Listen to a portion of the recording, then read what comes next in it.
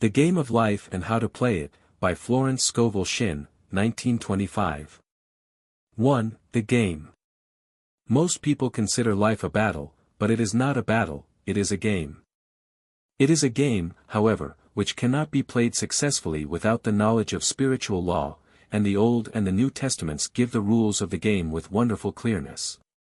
Jesus Christ taught that it was a great game of giving and receiving. Whatsoever a man soweth that shall he also reap. This means that whatever man sends out in word or deed, will return to him; what he gives, he will receive. If he gives hate, he will receive hate; if he gives love, he will receive love; if he gives criticism, he will receive criticism; if he lies he will be lied to; if he cheats he will be cheated. We are taught also, that the imaging faculty plays a leading part in the game of life. Keep thy heart, or imagination, with all diligence, for out of it are the issues of life. Proverbs 4 verse 23. This means that what man images, sooner or later externalizes in his affairs. I know of a man who feared a certain disease. It was a very rare disease and difficult to get, but he pictured it continually and read about it until it manifested in his body, and he died, the victim of distorted imagination. So we see, to play successfully the game of life, we must train the imaging faculty. A person with an imaging faculty trained to image only good, brings into his life every righteous desire of his heart, health, wealth, love, friends, perfect self-expression, his highest ideals. The imagination has been called the scissors of the mind, and it is ever cutting, day by day, the pictures man sees there, and sooner or later he meets his own creations in his outer world. To train the imagination successfully, man must understand the workings of his mind. The Greeks said, "Know thyself." There are three departments of the mind: the subconscious, conscious and superconscious. The subconscious is simply power, without direction. It is like steam or electricity, and it does what it is directed to do, it has no power of induction. Whatever man feels deeply or images clearly, is impressed upon the subconscious mind, and carried out in minutest detail. For example, a woman I know, when a child, always made believe she was a widow. She dressed up in black clothes and wore a long black veil, and people thought she was very clever and amusing. She grew up and married a man with whom she was deeply in love. In a short time he died and she wore black and a sweeping veil for many years. The picture of herself as a widow was impressed upon the subconscious mind, and in due time worked itself out, regardless of the havoc created. The conscious mind has been called mortal or carnal mind. It is the human mind and sees life as it appears to be. It sees death, disaster, sickness, poverty and limitation of every kind, and it impresses the subconscious. The superconscious mind is the God mind within each man, and is the realm of perfect ideas. In it is the perfect pattern spoken of by Plato, the divine design, for there is a divine design for each person. There is a place that you are to fill and no one else can fill, something you are to do, which no one else can do. There is a perfect picture of this in the superconscious mind. It usually flashes across the conscious as an unattainable ideal, something too good to be true. In reality it is man's true destiny, or destination, flashed to him from the infinite intelligence which is within himself. Many people, however, are in ignorance of their true destinies and are striving for things and situations which do not belong to them, and would only bring failure and dissatisfaction if attained. For example, a woman came to me and asked me to speak the word that she would marry a certain man with whom she was very much in love. She called him a B. I replied that this would be a violation of spiritual law, but that I would speak the word for the right man, that divine selection, the man who belonged to her by divine right. I added, if A, B is the right man you can't lose him, and if he isn't, you will receive his equivalent. She saw A, B frequently but no headway was made in their friendship. One evening she called, and said, "Do you know, for the last week, A, B hasn't seemed so wonderful to me." I replied, "Maybe he is not the divine selection, another man may be the right one." Soon after that, she met another man who fell in love with her at once, and who said she was his ideal. In fact, he said all the things that she had always wished a B would say to her. She remarked it was quite uncanny. She soon returned his love, and lost all interest in a B. This shows the law of substitution. A right idea was substituted for a wrong one, therefore there was no loss or sacrifice involved. Jesus Christ said, "Seek ye first the kingdom of God and his righteousness, and all these things shall be added unto you," and he said the kingdom was within man. The kingdom is the realm of right ideas, or the divine pattern. Jesus Christ taught that man's words played a leading part in the game of life. By your words ye are justified and by your words ye are condemned. Many people have brought disaster into their lives through idle words. For example, a woman once asked me why her life was now one of poverty of limitation. Formerly she had a home, was surrounded by beautiful things and had plenty of money. We found she had often tired of the management of her home, and had said repeatedly, "I'm sick and tired of things, I wish I lived in a trunk," and she added, "Today I am living in that trunk." She had spoken herself into a trunk. The subconscious mind has no sense of humor and people often joke themselves into unhappy experiences. For example, a woman who had a great deal of money, joked continually about getting ready for the poorhouse. In a few years she was almost destitute, having impressed the subconscious mind with a picture of lack and limitation. Fortunately the law works both ways, and a situation of lack may be changed to one of plenty. For example, a woman came to me one hot summer's day for a treatment for prosperity. She was worn out, dejected and discouraged. She said she possessed just $8 in the world. I said, "Good, we'll bless the $8 and multiply them as Jesus Christ multiplied the loaves and the fishes, for he taught that every man had the power to bless and to multiply, to heal and to prosper." She said, "What shall I do next?" I replied, "Follow intuition. Have you a hunch to do anything, or to go anywhere?" Intuition means intuition, or to be taught from within. It is man's unerring guide, and I will deal more fully with its laws in a following chapter. The woman replied, "I don't know, I seem to have a hunch to go home, I've just enough money for car fare." Her home was in a distant city and was one of lack and limitation, and the reasoning mind, or intellect, would have said, "Stay in New York and get work and make some money." I replied, "Then go home, never violate a hunch." I spoke the following words for her: "Infinite Spirit opened the way for great abundance for." She is an irresistible magnet for all that belongs to her by divine right. I told her to repeat it continually also. She left for home immediately. In calling on a woman one day, she linked up with an old friend of her family. Through this friend, she received thousands of dollars in a most miraculous way. She has said to me often, "Tell people about the woman who came to you with $8 and a hunch." There is always plenty on man's pathway, but it can only be brought into manifestation through desire, faith or the spoken word. Jesus Christ brought out clearly that man must make the first move. "Ask, and it shall be given you, seek, and ye shall find, knock, and it shall be opened unto you." Matt. 7:7.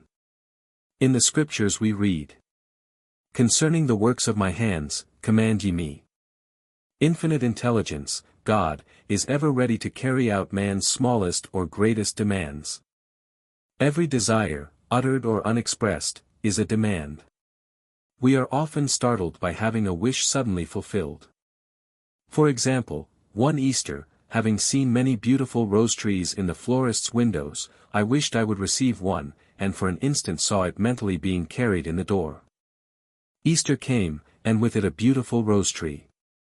I thanked my friend the following day, and told her it was just what I had wanted. She replied, "I didn't send you a rose tree, I sent you lilies." The man had mixed the order, and sent me a rose tree simply because I had started the law in action, and I had to have a rose tree. Nothing stands between man and his highest ideals and every desire of his heart, but doubt and fear. When man can wish without worrying, every desire will be instantly fulfilled. I will explain more fully in a following chapter the scientific reason for this and how fear must be erased from the consciousness. It is man's only enemy: fear of lack, fear of failure, fear of sickness, fear of loss, and a feeling of insecurity on some plane. Jesus Christ said, "Why are ye fearful, O ye of little faith?" Matt. 8:26. So we can see we must substitute faith for fear is only inverted faith, it is faith in evil instead of good. The object of the game of life is to see clearly one's good and to obliterate all mental pictures of evil. This must be done by impressing the subconscious mind with a realization of good. A very brilliant man, who has attained great success, told me he had suddenly erased all fear from his consciousness by reading a sign which hung in a room. He saw printed, in large letters, this statement: "Why worry, it will probably never happen." These words were stamped indelibly upon his subconscious mind, and he has now a firm conviction that only good can come into his life, therefore only good can manifest.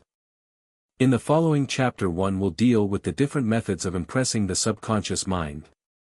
It is man's faithful servant, but one must be careful to give it the right orders. Man has ever a silent listener at his side, his subconscious mind. Every thought, every word is impressed upon it and carried out in amazing detail. It is like a singer making a record on the sensitive disc of the phonographic plate. Every note and tone of the singer's voice is registered. If he coughs or hesitates, it is registered also. So let us break all the old bad records in the subconscious mind, the records of our lives which we do not wish to keep, and make new and beautiful ones. Speak these words aloud, with power and conviction: "I now smash and demolish, by my spoken word, every untrue record in my subconscious mind. They shall return to the dust heap of their native nothingness, for they came from my own vain imaginings. I now make my perfect records through the Christ within, the records of health, wealth, love, and perfect self-expression. This is the square of life, the game completed." In the following chapters, I will show how man can change his conditions by changing his words. Any man who does not know the power of the word, is behind the times. Death and life are in the power of the tongue. Proverbs 18 verse 21. 2. The law of prosperity. Yea, the Almighty shall be thy defense, and thou shalt have plenty of silver. One of the greatest messages given to the race through the scriptures is that God is man's supply and that man can release, through his spoken word, all that belongs to him by divine right. He must, however, have perfect faith in his spoken word. Isaiah said, "My word shall not return unto me void, but shall accomplish that whereunto it is sent." We know now, that words and thoughts are a tremendous vibratory force, ever molding man's body and affairs. A woman came to me in great distress and said she was to be sued on the 15th of the month for $3,000. She knew no way of getting the money and was in despair. I told her God was her supply, and that there is a supply for every demand. So I spoke the word. I gave thanks that the woman would receive $3,000 at the right time in the right way. I told her she must have perfect faith, and act her perfect faith. The 15th came but no money had materialized. She called me on the phone and asked what she was to do. I replied, "It is Saturday, so they won't sue you today. Your part is to act rich, thereby showing perfect faith that you will receive it by Monday." She asked me to lunch with her to keep up her courage. When I joined her at a restaurant, I said, "This is no time to economize. Order an expensive luncheon, act as if you have already received the $3,000. All things whatsoever ye ask in prayer, believing, ye shall receive." You must act as if you had already received. The next morning she called me on the phone and asked me to stay with her during the day. I said, "No, you are divinely protected and God is never too late." In the evening she phoned again, greatly excited, and said, "My dear, a miracle has happened. I was sitting in my room this morning, when the doorbell rang. I said to the maid, 'Don't let anyone in.' The maid, however, looked out the window and said, 'It's your cousin with the long white beard. So I said, "Call him back. I would like to see him." He was just turning the corner, when he heard the maid's voice, and he came back. He talked for about an hour, and just as he was leaving he said, "Oh, by the way, how are finances?" I told him I needed the money, and he said, "Why, my dear, I will give you $3,000 the first of the month." I didn't like to tell him I was going to be sued. What shall I do? I won't receive it till the first of the month, and I must have it tomorrow. I said, "I'll keep on treating." I said, "Spirit is never too late. I give thanks she has received the money on the invisible plane and that it manifests on time." The next morning her cousin called her up and said, "Come to my office this morning and I will give you the money." That afternoon, she had $3,000 to her credit in the bank, and wrote checks as rapidly as her excitement would permit. If one asks for success and prepares for failure, he will get the situation he has prepared for. For example, a man came to me asking me to speak the word that a certain debt would be wiped out. I found he spent his time planning what he would say to the man when he did not pay his bill, thereby neutralizing my words. He should have seen himself paying the debt. We have a wonderful illustration of this in the Bible, relating to the 3 kings who were in the desert, without water for their men and horses. They consulted the prophet Elisha, who gave them this astonishing message. "Thus saith the Lord, Ye shall not see wind, neither shall ye see rain, yet make this valley full of ditches." Man must prepare for the thing he has asked for, when there isn't the slightest sign of it in sight. For example, a woman found it necessary to look for an apartment during the year when there was a great shortage of apartments in New York. It was considered almost an impossibility, and her friends were sorry for her and said, "Isn't it too bad, you'll have to store your furniture and live in a hotel." She replied, "You needn't feel sorry for me, I'm a Superman, and I'll get an apartment." She spoke the words, "Infinite Spirit, open the way for the right apartment." She knew there was a supply for every demand, and that she was, unconditioned, working on the spiritual plane, and that, one with God is a majority. She had contemplated buying new blankets, when, the tempter, the adverse thought or reasoning mind, suggested, "Don't buy the blankets, perhaps, after all, you won't get an apartment and you will have no use for them." She promptly replied, to herself, "I'll dig my ditches by buying the blankets." So she prepared for the apartment, acted as though she already had it. She found one in a miraculous way, and it was given to her although there were over 200 other applicants. The blankets showed active faith. It is needless to say that the ditches dug by the 3 kings in the desert were filled to overflowing. Read 2 Kings. Getting into the spiritual swing of things is no easy matter for the average person. The adverse thoughts of doubt and fear surge from the subconscious. They are the army of the aliens, which must be put to flight. This explains why it is so often darkest before the dawn. A big demonstration is usually preceded by tormenting thoughts. Having made a statement of high spiritual truth, one challenges the old beliefs in the subconscious, and error is exposed to be put out. This is the time when one must make his affirmations of truth repeatedly, and rejoice and give thanks that he has already received. "Before ye call I shall answer." This means that every good and perfect gift is already man's awaiting his recognition. Man can only receive what he sees himself receiving. The children of Israel were told that they could have all the land they could see. This is true of every man. He has only the land within his own mental vision. Every great work, every big accomplishment, has been brought into manifestation through holding to the vision, and often just before the big achievement, comes apparent failure and discouragement. The children of Israel, when they reached the promised land, were afraid to go in, for they said it was filled with giants who made them feel like grasshoppers. "And there we saw the giants and we were in our own sight as grasshoppers." This is almost every man's experience. However, the one who knows spiritual law, is undisturbed by appearance, and rejoices while he is, yet in captivity. That is, he holds to his vision and gives thanks that the end is accomplished, he has received. Jesus Christ gave a wonderful example of this. He said to his disciples, say not ye, there are yet 4 months and then cometh the harvest? Behold, I say unto you, lift up your eyes and look on the fields, for they are ripe already to harvest. His clear vision pierced the world of matter, and he saw clearly the fourth-dimensional world, things as they really are, perfect and complete in divine mind. So man must ever hold the vision of his journey's end and demand the manifestation of that which he has already received.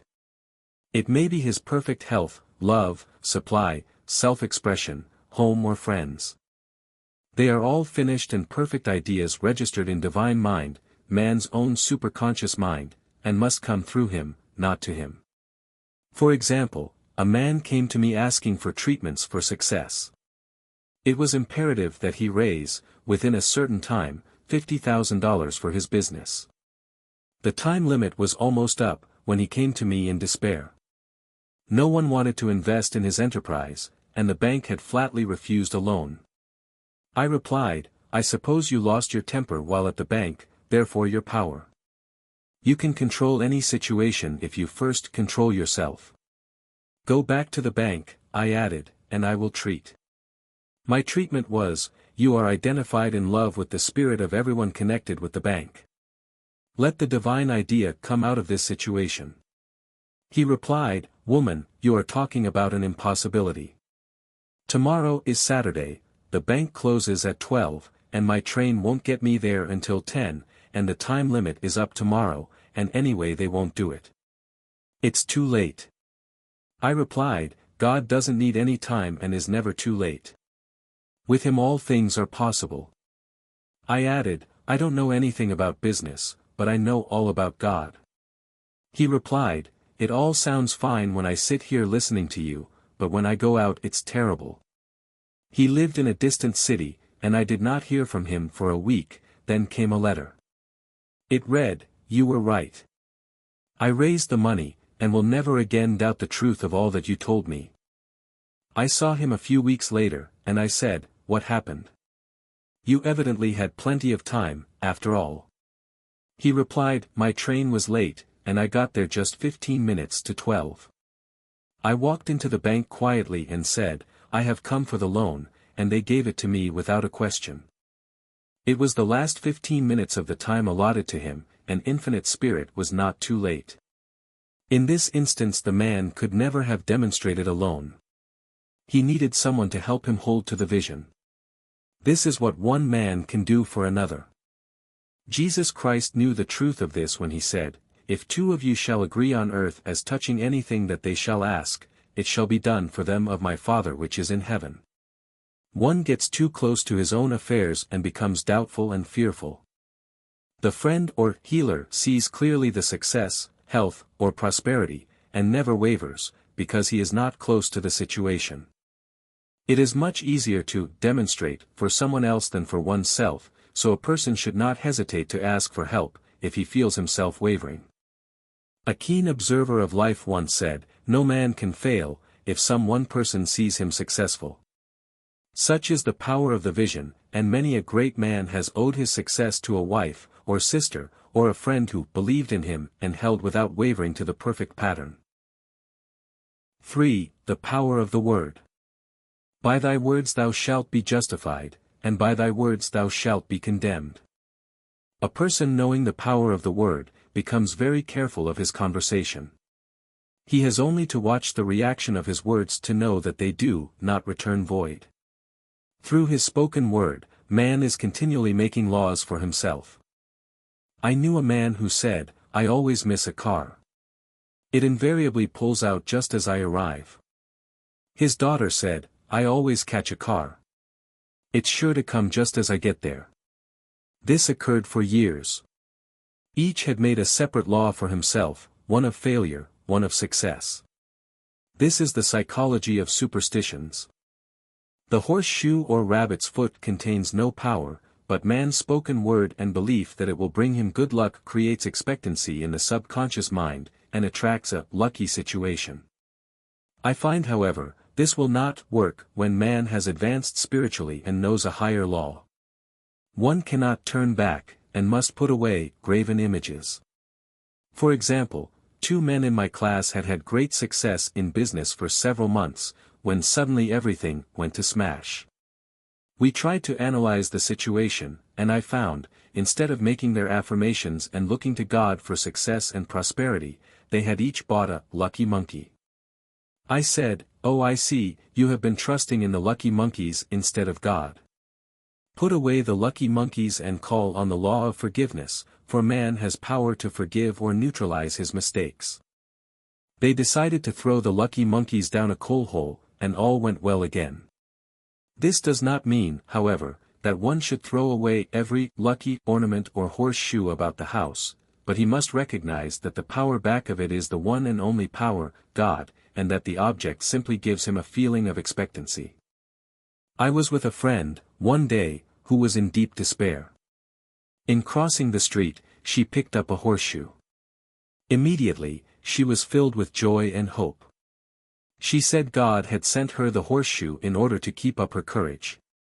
It was indeed, at that moment, about the only thing that could have registered in her consciousness. Her hope became faith, and she ultimately made a wonderful demonstration.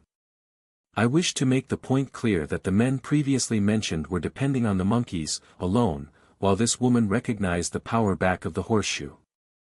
I know, in my own case, it took a long while to get out of a belief that a certain thing brought disappointment. If the thing happened, disappointment invariably followed. I found the only way I could make a change in the subconscious was by asserting, there are not two powers, there is only one power, God, therefore, there are no disappointments, and this thing means a happy surprise. I noticed a change at once, and happy surprises commenced coming my way. I have a friend who said nothing could induce her to walk under a ladder. I said, if you are afraid, you are giving into a belief in two powers, good and evil, instead of one. As God is absolute, there can be no opposing power, unless man makes the false of evil for himself. To show you believe in only one power, God, and that there is no power or reality in evil, walk under the next ladder you see. Soon after, she went to her bank. She wished to open her box in the safety deposit vault, and there stood a ladder on her pathway. It was impossible to reach the box without passing under the ladder. She quailed with fear and turned back. She could not face the lion on her pathway. However, when she reached the street, my words rang in her ears and she decided to return and walk under it. It was a big moment in her life, for ladders had held her in bondage for years. She retraced her steps to the vault, and the ladder was no longer there. This so often happens. If one is willing to do a thing he is afraid to do, he does not have to. It is the law of non-resistance, which is so little understood. Someone has said that courage contains genius and magic. Face a situation fearlessly, and there is no situation to face, it falls away of its own weight. The explanation is, that fear attracted the ladder on the woman's pathway, and fearlessness removed it. Thus the invisible forces are ever working for man who is always pulling the strings himself, though he does not know it. Owing to the vibratory power of words, whatever man voices, he begins to attract. People who continually speak of disease, invariably attract it. After man knows the truth, he cannot be too careful of his words. For example, I have a friend who often says on the phone, "Do come to see me and have a fine old-fashioned chat." This old-fashioned chat means an hour of about 500 to 1,000 destructive words, the principal topics being loss, lack, failure and sickness.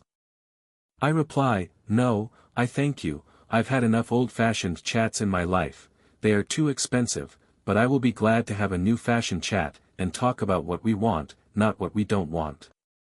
There is an old saying that man only dares use his words for three purposes, to heal, bless or prosper. What man says of others will be said of him, and what he wishes for another, he is wishing for himself. Curses, like chickens, come home to roost. If a man wishes someone bad luck, he is sure to attract bad luck himself. If he wishes to aid someone to success, he is wishing and aiding himself to success. The body may be renewed and transformed through the spoken word and clear vision, and disease be completely wiped out of the consciousness. The metaphysician knows that all disease has a mental correspondence, and in order to heal the body one must first heal the soul. The soul is the subconscious mind, and it must be saved from wrong thinking. In the 23rd Psalm, we read, "He restoreth my soul." This means that the subconscious mind or soul must be restored with the right ideas, and the mystical marriage is the marriage of the soul and the spirit, or the subconscious and superconscious mind. They must be one. When the subconscious is flooded with the perfect ideas of the superconscious, God and man are one. I and the Father are one. That is, he is one with the realm of perfect ideas, he is the man made in God's likeness and image, imagination, and is given power and dominion over all created things, his mind, body and affairs. It is safe to say that all sickness and unhappiness come from the violation of the law of love. A new commandment I give unto you, love one another, and in the game of life, love or goodwill takes every trick. For example, a woman I know, had, for years an appearance of a terrible skin disease. The doctors told her it was incurable, and she was in despair. She was on the stage, and she feared she would soon have to give up her profession, and she had no other means of support. She, however, procured a good engagement, and on the opening night, made a great hit. She received flattering notices from the critics, and was joyful and elated. The next day she received a notice of dismissal. A man in the cast had been jealous of her success and had caused her to be sent away. She felt hatred and resentment taking complete possession of her, and she cried out, "Oh God, don't let me hate that man." That night she worked for hours, in the silence. She said, "I soon came into a very deep silence. I seemed to be at peace with myself, with the man, and with the whole world. I continued this for 2 following nights, and on the 3rd day I found I was healed completely of the skin disease." In asking for love, or goodwill, she had fulfilled the law, for love is the fulfilling of the law, and the disease, which came from subconscious resentment, was wiped out. Continual criticism produces rheumatism, as critical, inharmonious thoughts cause unnatural deposits in the blood, which settle in the joints. False growths are caused by jealousy, hatred, unforgiveness, fear, etc. Every disease is caused by a mind not at ease. I said once, in my class, there is no use asking anyone what's the matter with you, we might just as well say, who's the matter with you? Unforgiveness is the most prolific cause of disease. It will harden arteries or liver, and affect the eyesight. In its train are endless ills. I called on a woman, one day, who said she was ill from having eaten a poisoned oyster. I replied, "Oh, no, the oyster was harmless, you poisoned the oyster. What's the matter with you?" She answered, "Oh, about 19 people." She had quarreled with 19 people and had become so inharmonious that she attracted the wrong oyster. Any inharmony on the external indicates there is mental inharmony. As the within, so the without. Man's only enemies are within himself. And a man's foes shall be they of his own household. Personality is one of the last enemies to be overcome, as this planet is taking its initiation in love. It was Christ's message, peace on earth, goodwill towards man. The enlightened man, therefore, endeavors to perfect himself upon his neighbor. His work is with himself, to send out goodwill and blessings to every man, and the marvelous thing is, that if one blesses a man he has no power to harm him. For example, a man came to me asking to treat for success in business. He was selling machinery, and a rival appeared on the scene with what he proclaimed was a better machine, and my friend feared defeat. I said, "First of all, we must wipe out all fear, and know that God protects your interests, and that the divine idea must come out of the situation. That is, the right machine will be sold, by the right man, to the right man." And I added, "Don't hold one critical thought towards that man. Bless him all day, and be willing not to sell your machine, if it isn't the divine idea." So he went to the meeting, fearless and non-resistant, and blessing the other man. He said the outcome was very remarkable. The other man's machine refused to work, and he sold his without the slightest difficulty. But I say unto you, love your enemies, bless them that curse you, do good to them that hate you, and pray for them which spitefully use you and persecute you. Goodwill produces a great aura of protection about the one who sends it, and no weapon that is formed against him shall prosper. In other words, love and goodwill destroy the enemies within oneself, therefore, one has no enemies on the external. There is peace on earth for him who sends goodwill to man. 4. The law of non-resistance. Resist not evil. Be not overcome of evil, but overcome evil with good. Nothing on earth can resist an absolutely non-resistant person. The Chinese say that water is the most powerful element, because it is perfectly non-resistant. It can wear away a rock, and sweep all before it. Jesus Christ said, resist not evil, for he knew in reality, there is no evil, therefore nothing to resist. Evil has come of man's vain imagination, or a belief in two powers, good and evil.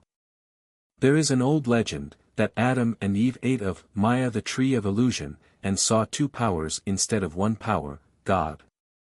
Therefore, evil is a false law man has made for himself, through psychoma or soul sleep. Soul sleep means, that man's soul has been hypnotized by the race belief, of sin, sickness and death, etc., which is carnal or mortal thought, and his affairs have outpictured his illusions. We have read in a preceding chapter, that man's soul is his subconscious mind, and whatever he feels deeply, good or bad, is outpictured by that faithful servant. His body and affairs show forth what he has been picturing. The sick man has pictured sickness, the poor man, poverty, the rich man, wealth. People often say, why does a little child attract illness, when it is too young even to know what it means? I answer that children are sensitive and receptive to the thoughts of others about them, and often outpicture the fears of their parents. I heard a metaphysician once say, if you do not run your subconscious mind yourself, someone else will run it for you. Mothers often, unconsciously, attract illness and disaster to their children, by continually holding them in thoughts of fear, and watching for symptoms. For example, a friend asked a woman if her little girl had had the measles. She replied promptly, not yet. This implied that she was expecting the illness, and, therefore, preparing the way for what she did not want for herself and child. However, the man who is centered and established in right thinking, the man who sends out only goodwill to his fellow man, and who is without fear, cannot be touched or influenced by the negative thoughts of others. In fact, he could then receive only good thoughts, as he himself sends forth only good thoughts. Resistance is hell, for it places man in a state of torment. A metaphysician once gave me a wonderful recipe for taking every trick in the game of life. It is the acme of non-resistance. He gave it in this way: at one time in my life, I baptized children, and of course, they had many names. Now I no longer baptize children, but I baptize events, but I give every event the same name. If I have a failure, I baptize it success, in the name of the Father, and of the Son, and of the Holy Ghost. In this, we see the great law of transmutation, founded on non-resistance. Through his spoken word, every failure was transmuted into success. For example, a woman who required money, and who knew the spiritual law of opulence, was thrown continually in a business way, with a man who made her feel very poor. He talked lack and limitation, and she commenced to catch his poverty thoughts, so she disliked him, and blamed him for her failure. She knew in order to demonstrate her supply, she must first feel that she had received. A feeling of opulence must precede its manifestation. It dawned upon her, one day, that she was resisting the situation, and seeing two powers instead of one. So she blessed the man and baptized the situation success. She affirmed, as there is only one power, God, this man is here for my good and my prosperity, just what he did not seem to be there for. Soon after that she met, through this man, a woman who gave her for a service rendered, several $1,000s, and the man moved to a distant city, and faded harmoniously from her life. Make the statement, every man is a golden link in the chain of my good, for all men are God in manifestation, awaiting the opportunity given by man, himself, to serve the divine plan of his life. Bless your enemy, and you rob him of his ammunition. His arrows will be transmuted into blessings. This law is true of nations as well as individuals. Bless a nation, send love and goodwill to every inhabitant, and it is robbed of its power to harm. Man can only get the right idea of non-resistance, through spiritual understanding. My students have often said, "I don't want to be a doormat." I reply, when you use non-resistance with wisdom, no one will ever be able to walk over you.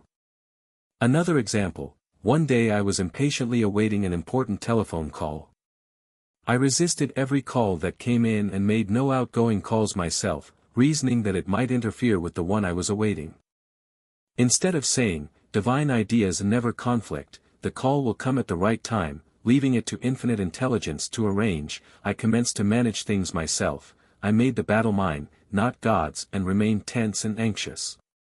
The bell did not ring for about an hour, and I glanced at the phone and found the receiver had been off that length of time, and the phone was disconnected. My anxiety, fear and belief in interference, had brought on a total eclipse of the telephone. Realizing what I had done, I commenced blessing the situation at once. I baptized it success, and affirmed, "I cannot lose any call that belongs to me by divine right. I am under grace, and not under law." A friend rushed out to the nearest telephone, to notify the company to reconnect. She entered a crowded grocery, but the proprietor left his customers and attended to the call himself. My phone was connected at once, and 2 minutes later, I received a very important call, and about an hour afterward, the one I had been awaiting. One's ships come in over a calm sea. So long as man resists a situation, he will have it with him. If he runs away from it, it will run after him. For example, I repeated this to a woman one day, and she replied, "How true that is." I was unhappy at home, I disliked my mother, who was critical and domineering, so I ran away and was married, but I married my mother, for my husband was exactly like my mother, and I had the same situation to face again. Agree with thine adversary quickly. That means, agree that the adverse situation is good, be undisturbed by it, and it falls away of its own weight. "None of these things move me," is a wonderful affirmation. The inharmonious situation comes from some inharmony within man himself. When there is, in him, no emotional response to an inharmonious situation, it fades away forever, from his pathway. So we see man's work is ever with himself.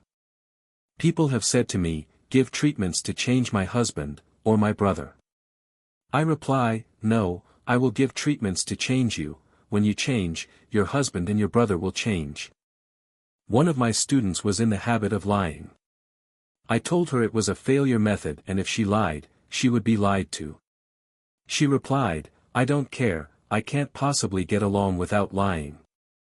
One day she was speaking on the phone to a man with whom she was very much in love. She turned to me and said, "I don't trust him, I know he's lying to me." I replied, "Well, you lie yourself, so someone has to lie to you, and you will be sure it will be just the person you want the truth from." Some time after that, I saw her, and she said, "I'm cured of lying." I questioned, "What cured you?" She replied, "I have been living with a woman who lied worse than I did." One is often cured of his faults by seeing them in others. Life is a mirror, and we find only ourselves reflected in our associates. Living in the past is a failure method and a violation of spiritual law. Jesus Christ said, "Behold, now is the accepted time. Now is the day of salvation." Lot's wife looked back and was turned into a pillar of salt. The robbers of time are the past and the future. Man should bless the past, and forget it, if it keeps him in bondage, and bless the future, knowing it has in store for him endless joys, but live fully in the now. For example, a woman came to me, complaining that she had no money with which to buy Christmas gifts. She said, "Last year was so different, I had plenty of money and gave lovely presents, and this year I have scarcely a cent." I replied, You will never demonstrate money while you are pathetic and live in the past. Live fully in the now, and get ready to give Christmas presents. Dig your ditches, and the money will come. She exclaimed, I know what to do. I will buy some tinsel twine, Christmas seals and wrapping paper. I replied, do that, and the presents will come and stick themselves to the Christmas seals. This too, was showing financial fearlessness and faith in God, as the reasoning mind said, keep every cent you have, as you are not sure you will get any more. She bought the seals, paper and twine, and a few days before Christmas, received a gift of several $100s. Buying the seals and twine had impressed the subconscious with expectancy, and opened the way for the manifestation of the money. She purchased all the presents in plenty of time. Man must live suspended in the moment. Look well, therefore, to this day. Such is the salutation of the dawn. He must be spiritually alert, ever awaiting his leads, taking advantage of every opportunity. One day, I said continually, silently, Infinite Spirit, don't let me miss a trick, and something very important was told to me that evening. It is most necessary to begin the day with right words. Make an affirmation immediately upon waking. For example, Thy will be done this day. Today is a day of completion, I give thanks for this perfect day, miracle shall follow miracle and wonders shall never cease. Make this a habit, and one will see wonders and miracles come into his life. One morning I picked up a book and read, Look with wonder at that which is before you. It seemed to be my message for the day, so I repeated again and again, Look with wonder at that which is before you. At about noon, a large sum of money was given me, which I had been desiring for a certain purpose. In a following chapter, I will give affirmations that I have found most effective. However, one should never use an affirmation unless it is absolutely satisfying and convincing to his own consciousness, and often an affirmative is changed to suit different people. For example, the following has brought success to many. I have a wonderful work, in a wonderful way, I give wonderful service, for wonderful pay. I gave the first 2 lines to one of my students, and she added the last 2. It made a most powerful statement, as there should always be perfect payment for perfect service, and a rhyme sinks easily into the subconscious. She went about singing it aloud and soon did receive wonderful work in a wonderful way, and gave wonderful service for wonderful pay. Another student, a businessman, took it and changed the word work to business. He repeated, I have a wonderful business, in a wonderful way, and I give wonderful service for wonderful pay. That afternoon he made a $41,000 deal, though there had been no activity in his affairs for months. Every affirmation must be carefully worded and completely cover the ground. For example, I knew a woman, who was in great need, and made a demand for work. She received a great deal of work, but was never paid anything. She now knows to add, wonderful service for wonderful pay. It is man's divine right to have plenty. More than enough. His barns should be full, and his cup should flow over. This is God's idea for man, and when man breaks down the barriers of lack in his own consciousness, the golden age will be his, and every righteous desire of his heart fulfilled. 5. The law of karma and the law of forgiveness. Man receives only that which he gives. The game of life is a game of boomerangs. Man's thoughts, deeds and words return to him sooner or later, with astounding accuracy. This is the law of karma, which is Sanskrit for comeback. Whatsoever a man soweth, that shall he also reap. For example, a friend told me this story of herself, illustrating the law. She said, I make all my karma on my aunt, whatever I say to her, someone says to me. I am often irritable at home, and one day, said to my aunt, who was talking to me during dinner. No more talk, I wish to eat in peace. The following day, I was lunching with a woman with whom I wished to make a great impression. I was talking animatedly, when she said, no more talk, I wish to eat in peace. My friend is high in consciousness, so her karma returns much more quickly than to one on the mental plane. The more man knows, the more he is responsible for, and a person with a knowledge of spiritual law, which he does not practice, suffers greatly, in consequence. The fear of the Lord, law, is the beginning of wisdom. If we read the word Lord, law, it will make many passages in the Bible much clearer. Vengeance is mine, I will repay, saith the Lord, law. It is the law which takes vengeance, not God. God sees man perfect, created in his own image, imagination, and given power and dominion. This is the perfect idea of man, registered in divine mind, awaiting man's recognition, for man can only be what he sees himself to be, and only attain what he sees himself attaining. Nothing ever happens without an onlooker, is an ancient saying. Man sees first his failure or success, his joy or sorrow, before it swings into visibility from the scene set in his own imagination. We have observed this in the mother picturing disease for her child, or a woman seeing success for her husband. Jesus Christ said, "And ye shall know the truth, and the truth shall make you free." So, we see freedom, from all unhappy conditions, comes through knowledge, a knowledge of spiritual law. Obedience precedes authority, and the law obeys man when he obeys the law. The law of electricity must be obeyed before it becomes man's servant. When handled ignorantly, it becomes man's deadly foe. So with the laws of mind. For example, a woman with a strong personal will, wished she owned a house which belonged to an acquaintance, and she often made mental pictures of herself living in the house. In the course of time, the man died and she moved into the house. Several years afterwards, coming into the knowledge of spiritual law, she said to me, "Do you think I had anything to do with that man's death?" I replied, "Yes, your desire was so strong, everything made way for it, but you paid your karmic debt. Your husband, whom you loved devotedly, died soon after, and the house was a white elephant on your hands for years." The original owner, however, could not have been affected by her thoughts had he been positive in the truth, nor her husband, but they were both under karmic law. The woman should have said, feeling the great desire for the house, infinite intelligence, "Give me the right house, equally as charming as this, the house which is mine by divine right."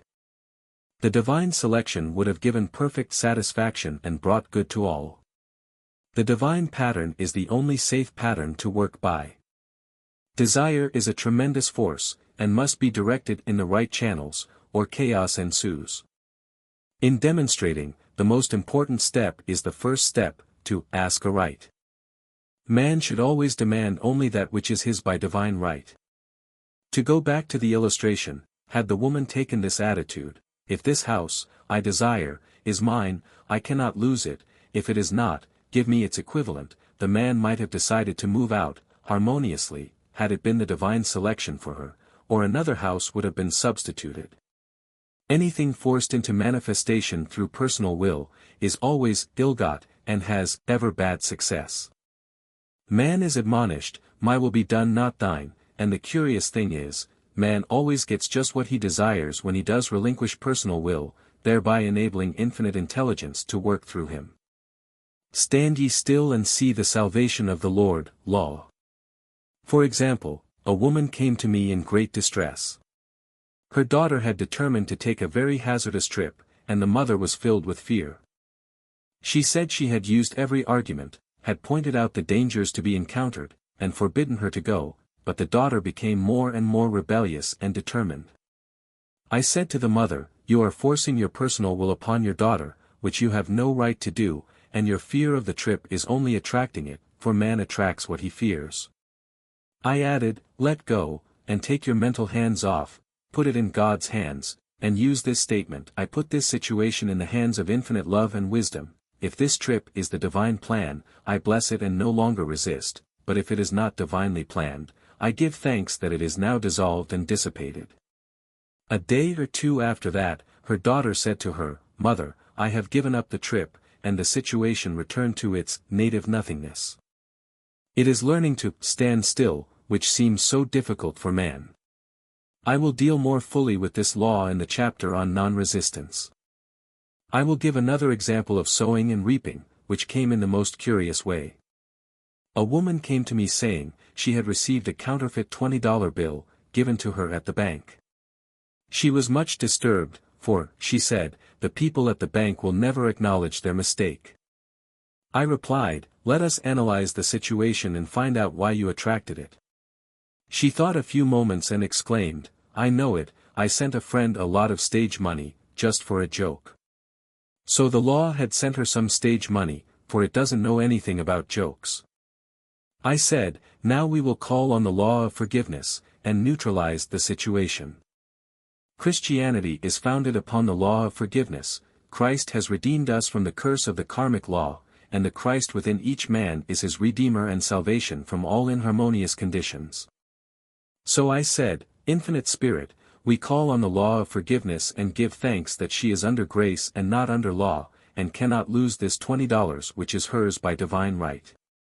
Now, I said, go back to the bank and tell them, fearlessly, that it was given you, there by mistake. She obeyed, and to her surprise, they apologized and gave her another bill, treating her most courteously. So knowledge of the law gives man power to rub out his mistakes. Man cannot force the external to be what he is not. If he desires riches, he must be rich first in consciousness. For example, a woman came to me asking treatment for prosperity.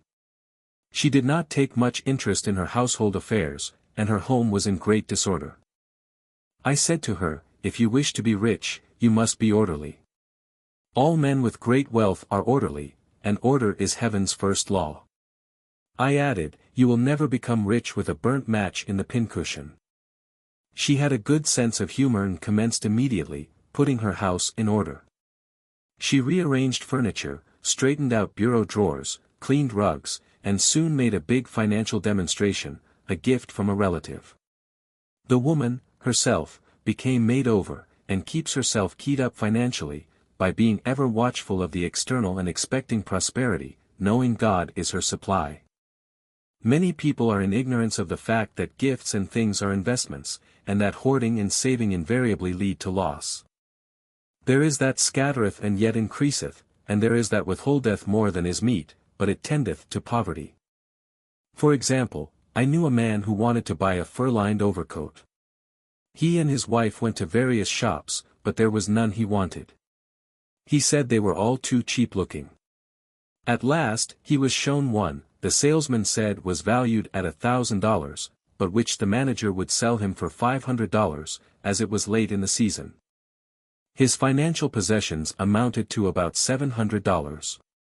The reasoning mind would have said, you can't afford to spend nearly all you have on a coat, but he was very intuitive and never reasoned. He turned to his wife and said, if I get this coat, I'll make a ton of money. So his wife consented, weakly. About a month later, he received a $10,000 commission. The coat made him feel so rich, it linked him with success and prosperity. Without the coat, he would not have received the commission. It was an investment paying large dividends.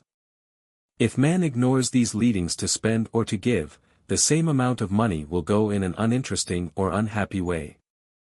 For example, a woman told me, on Thanksgiving Day, she informed her family that they could not afford a Thanksgiving dinner. She had the money, but decided to save it.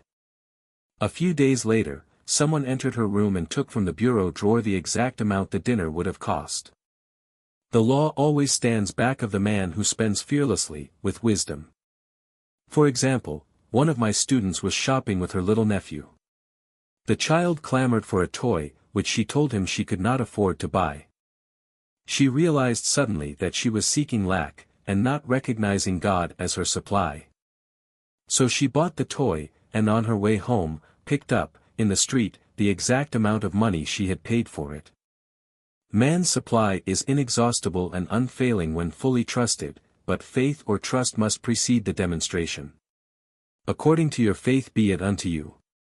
Faith is the substance of things hoped for, the evidence of things not seen, for faith holds the vision steady, and the adverse pictures are dissolved and dissipated, and, in due season we shall reap, if we faint not. Jesus Christ brought the good news, the gospel, that there was a higher law than the law of karma, and that law transcends the law of karma. It is the law of grace, or forgiveness. It is the law which frees man from the law of cause and effect, the law of consequence. Under grace, and not under law. We are told that on this plane, man reaps where he has not sown, the gifts of God are simply poured out upon him. All that the kingdom affords is his. This continued state of bliss awaits the man who has overcome the race, or world, thought. In the world thought there is tribulation, but Jesus Christ said, "Be of good cheer, I have overcome the world." The world thought is that of sin, sickness and death.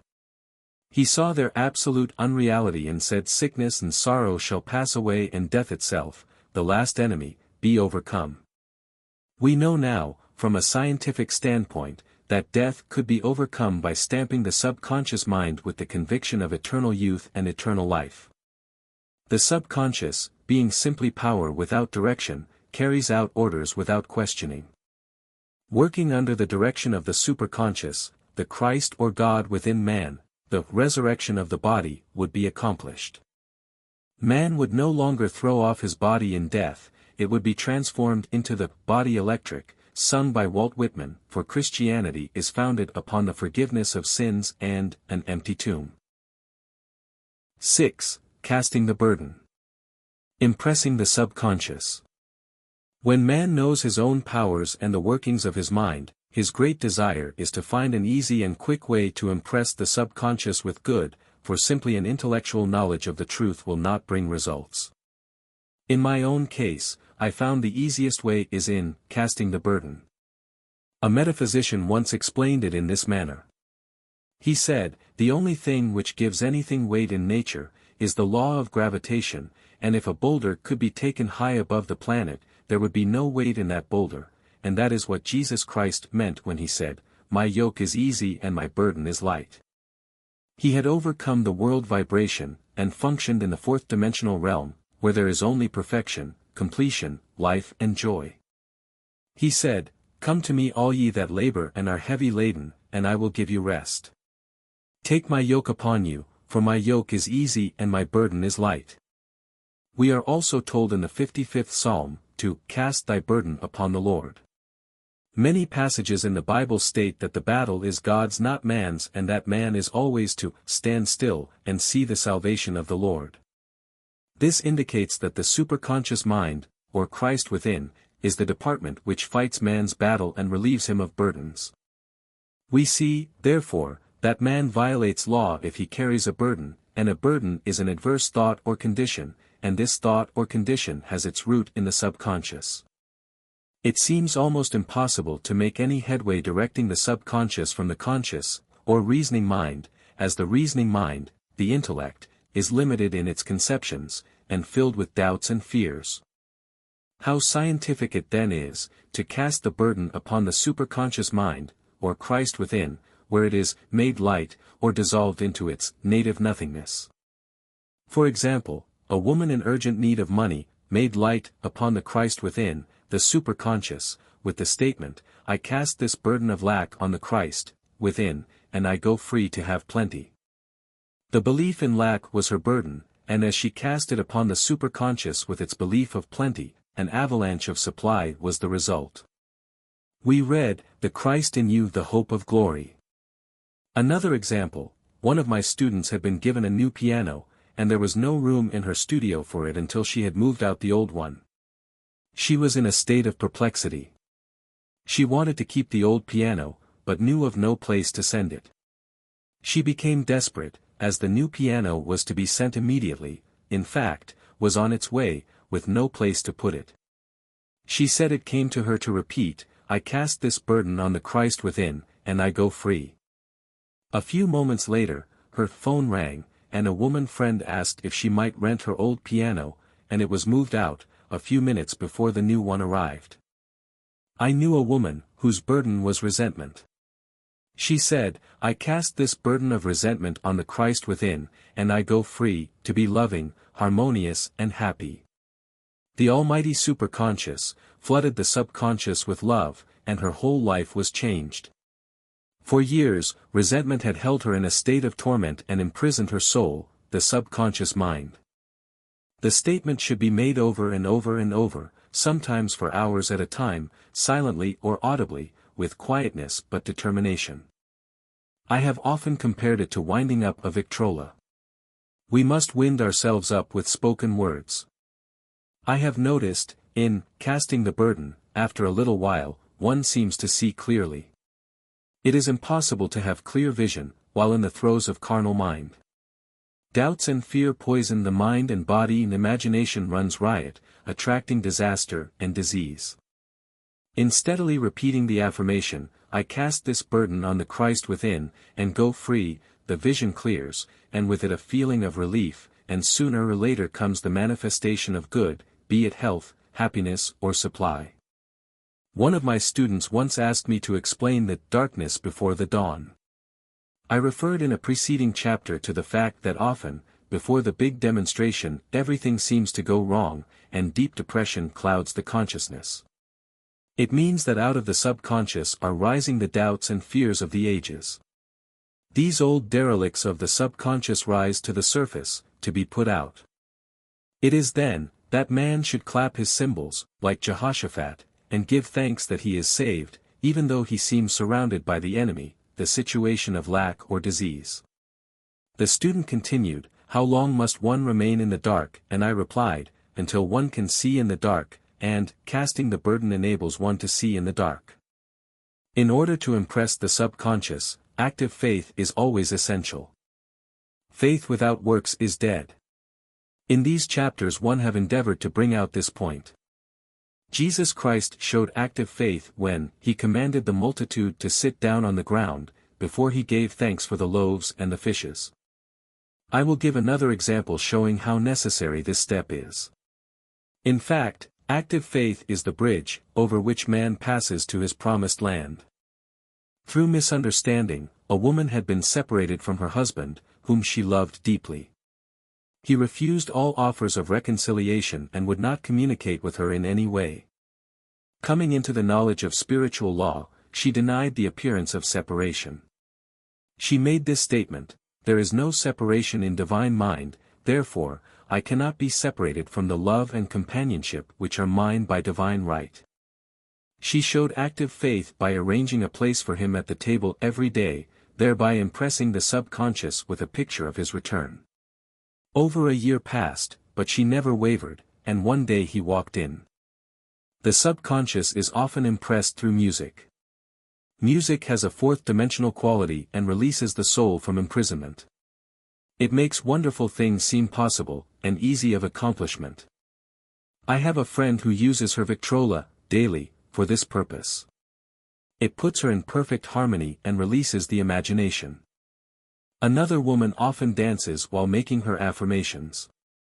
The rhythm and harmony of music and motion carry her words forth with tremendous power. The student must remember also, not to despise the day of small things. Invariably, before a demonstration, come signs of land. Before Columbus reached America, he saw birds and twigs which showed him land was near. So it is with a demonstration, but often the student mistakes it for the demonstration itself, and is disappointed. For example, a woman had spoken the word for a set of dishes. Not long afterwards a friend gave her a dish which was old and cracked. She came to me and said, "Well, I asked for a set of dishes, and all I got was a cracked plate." I replied, "The plate was only signs of land. It shows your dishes are coming, look upon it as birds and seaweed," and not long afterwards the dishes came. Continually making believe impresses the subconscious. If one makes believe he is rich, and makes believe he is successful, in due time he will reap. Children are always making believe, and, except ye be converted, and become as little children, ye shall not enter the kingdom of heaven. For example, I know of a woman who was very poor, but no one could make her feel poor. She earned a small amount of money from rich friends, who constantly reminded her of her poverty, and to be careful in saving. Regardless of their admonitions, she would spend all her earnings on a hat, or make someone a gift, and be in a rapturous state of mind. Her thoughts were always centered on beautiful clothes and rings and things, but without envying others. She lived in the world of the wondrous, and only riches seemed real to her. Before long she married a rich man, and the rings and things became visible. I do not know whether the man was the divine selection, but opulence had to manifest in her life, as she had imaged only opulence. There is no peace or happiness for man, until he has erased all fear from the subconscious. Fear is misdirected energy and must be redirected, or transmuted into faith. Jesus Christ said, "Why are ye fearful, O ye of little faith? All things are possible to him that believeth." I am asked, so often by my students, how can I get rid of fear? I reply, by walking up to the thing you are afraid of. The lion takes its fierceness from your fear. Walk up to the lion, and he will disappear, run away and he runs after you. I have shown in previous chapters, how the lion of lack disappeared when the individual spent money fearlessly, showing faith that God was his supply and therefore, unfailing. Many of my students have come out of the bondage of poverty, and are now bountifully supplied, through losing all fear of letting money go out. The subconscious is impressed with the truth that God is the giver and the gift, therefore as one is one with the giver, he is one with the gift. A splendid statement is, I now thank God the giver for God the gift. Man has so long separated himself from his good and his supply, through thoughts of separation and lack, that sometimes, it takes dynamite to dislodge these false ideas from the subconscious, and the dynamite is a big situation. We see in the foregoing illustration, how the individual was freed from his bondage by showing fearlessness. Man should watch himself hourly to detect if his motive for action is fear or faith. Choose ye this day whom we shall serve, fear or faith. Perhaps one's fear is of personality. Then do not avoid the people feared, be willing to meet them cheerfully, and they will either prove golden links in the chain of one's good, or disappear harmoniously from one's pathway. Perhaps one's fear is of disease or germs. Then one should be fearless and undisturbed in a germ-laden situation, and he would be immune. One can only contract germs while vibrating at the same rate as the germ, and fear drags men down to the level of the germ. Of course, the disease-laden germ is the product of carnal mind, as all thought must objectify. Germs do not exist in the superconscious or divine mind, therefore are the product of man's vain imagination. In the twinkling of an eye, man's release will come when he realizes there is no power in evil. The material world will fade away, and the fourth-dimensional world, the world of the wondrous, will swing into manifestation. And I saw a new heaven, and a new earth, and there shall be no more death, neither sorrow nor crying, neither shall there be any more pain, for the former things are passed away. 7. Love. Every man on this planet is taking his initiation in love. A new commandment I give unto you, that ye love one another. Ouspensky states, in Tertium Organum, that love is a cosmic phenomenon, and opens to man the fourth-dimensional world, the world of the wondrous. Real love is selfless and free from fear. It pours itself out upon the object of its affection, without demanding any return. Its joy is in the joy of giving. Love is God in manifestation, and the strongest magnetic force in the universe. Pure, unselfish love draws to itself its own, it does not need to seek or demand. Scarcely anyone has the faintest conception of real love. Man is selfish, tyrannical or fearful in his affections, thereby losing the thing he loves.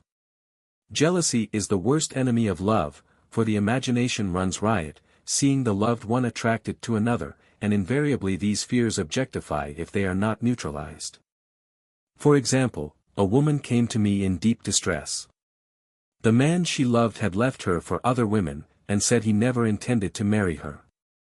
She was torn with jealousy and resentment and said she hoped he would suffer as he had made her suffer, and added, how could he leave me when I loved him so much? I replied, you are not loving that man, you are hating him, and added, you can never receive what you have never given. Give a perfect love and you will receive a perfect love. Perfect yourself on this man. Give him a perfect, unselfish love, demanding nothing in return, do not criticize or condemn, and bless him wherever he is. She replied, no, I won't bless him unless I know where he is. Well, I said, that is not real love. When you send out real love, real love will return to you, either from this man or his equivalent, for if this man is not the divine selection, you will not want him. As you are one with God, you are one with the love which belongs to you by divine right. Several months passed, and matters remained about the same, but she was working conscientiously with herself. I said, when you are no longer disturbed by his cruelty, he will cease to be cruel, as you are attracting it through your own emotions.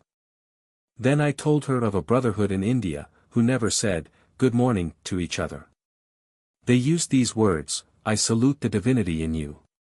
They saluted the divinity in every man, and in the wild animals in the jungle, and they were never harmed, for they saw only God in every living thing. I said, salute the divinity in this man, and say, I see your divine self only. I see you as God sees you, perfect, made in his image and likeness. She found she was becoming more poised, and gradually losing her resentment. He was a captain, and she always called him the Cap. One day, she said, suddenly, God bless the Cap wherever he is.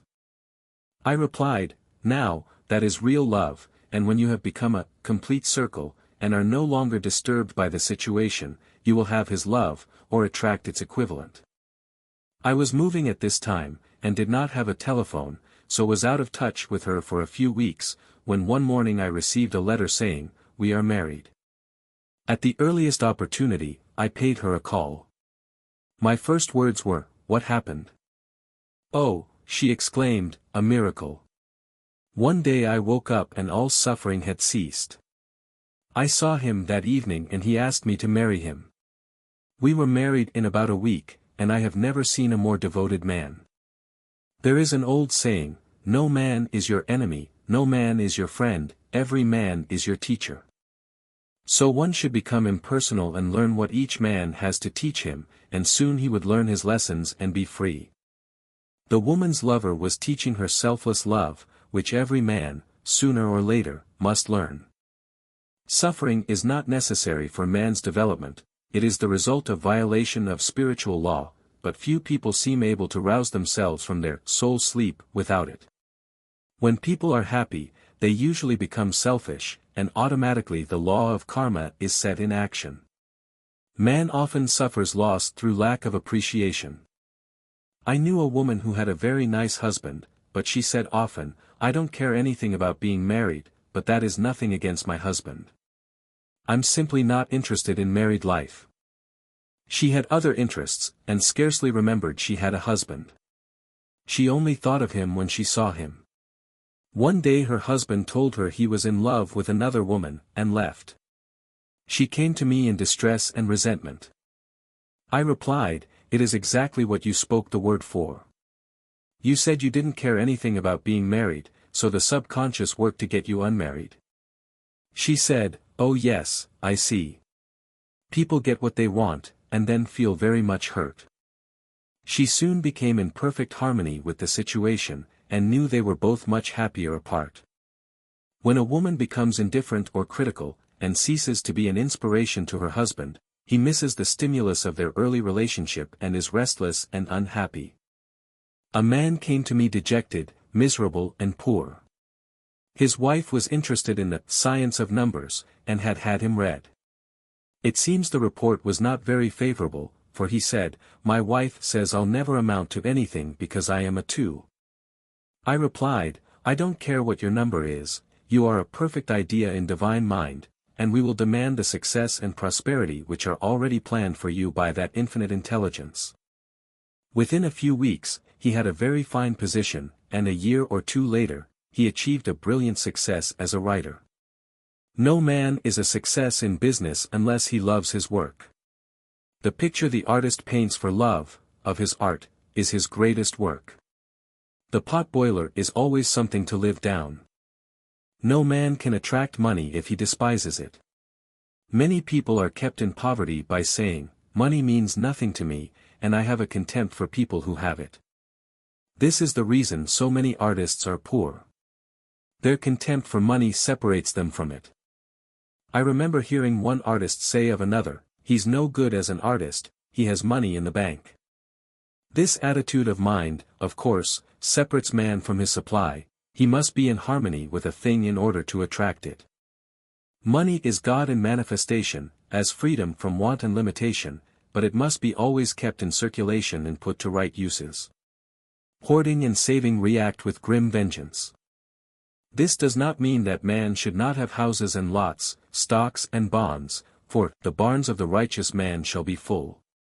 It means man should not hoard even the principal, if an occasion arises, when money is necessary. In letting it go out fearlessly and cheerfully he opens the way for more to come in, for God is man's unfailing and inexhaustible supply. This is the spiritual attitude towards money, and the great bank of the universal never fails. We see an example of hoarding in the film production of Greed. The woman won $5,000 in a lottery, but would not spend it. She hoarded and saved, let her husband suffer and starve, and eventually she scrubbed floors for a living. She loved the money itself and put it above everything, and one night she was murdered and the money taken from her. This is an example of where love of money is the root of all evil. Money in itself is good and beneficial, but used for destructive purposes, hoarded and saved, or considered more important than love, brings disease and disaster, and the loss of the money itself. Follow the path of love, and all things are added, for God is love, and God is supply. Follow the path of selfishness and greed, and the supply vanishes, or man is separated from it. For example, I knew the case of a very rich woman, who hoarded her income. She rarely gave anything away, but bought and bought and bought things for herself. She was very fond of necklaces, and a friend once asked her how many she possessed. She replied, 67. She bought them and put them away, carefully wrapped in tissue paper. Had she used the necklaces it would have been quite legitimate, but she was violating the law of use. Her closets were filled with clothes she never wore, and jewels which never saw the light. The woman's arms were gradually becoming paralyzed from holding on to things, and eventually she was considered incapable of looking after her affairs and her wealth was handed over to others to manage.